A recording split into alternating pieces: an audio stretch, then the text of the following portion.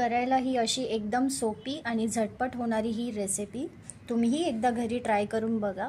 नमस्कार, तर आजची आपली रेसिपी आहे सोयाबीन चिलीची। तर इथे मी 1 वाटी सोयाबीन घेतले। आता मी यांना गरम पाण्यामध्ये उकळून घेणार आहे। इथे मी पाणी आधीच तापवायला ठेवलं होतं। आता मी आपले सोयाबीन ॲड करते। आता जोपर्यंत आपले सोयाबीन सॉफ्ट होतात तोपर्यंत मी अद्रक आणि लसूणची पेस्ट बनवून घेते। ही वाली गरम सोयाबीन आहे। आपण आता याला थंड पाण्यामध्ये ॲड करून घेऊया। आता आपण यांना स्क्वीज करूया, सगळं पाणी बाहेर काढून टाकूया।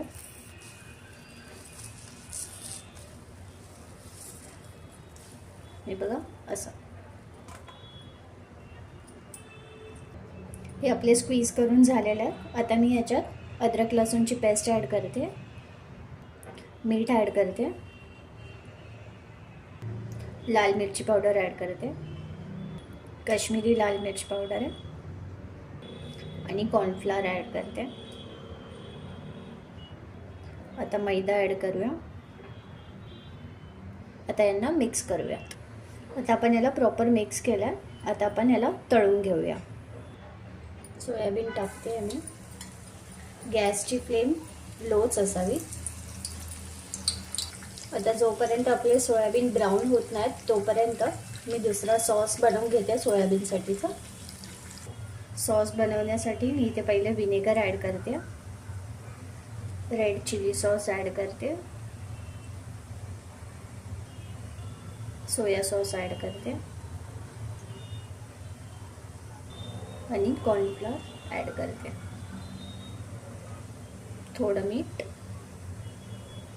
आता आपण याला मिक्सअप करून घेऊया।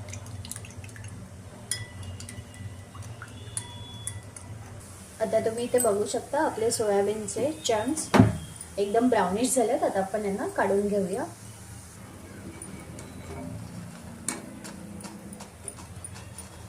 मस्त क्रिस्पी झालेत आपले सोया चंक्स।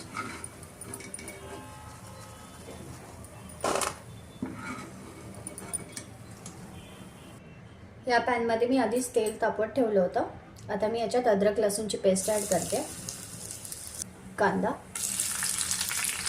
शिमला मिरची। आता आपण याच्यात सोयाबीनचे चंक्स ॲड करूया, मिक्स करून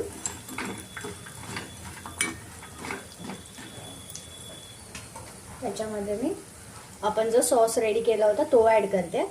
याच्यात मी शेजवानची चटणी पण नंतर ॲड केलेली, ती विसरले मी तुम्हाला सांगायला। तर आपण ते सगळं ॲड करूया।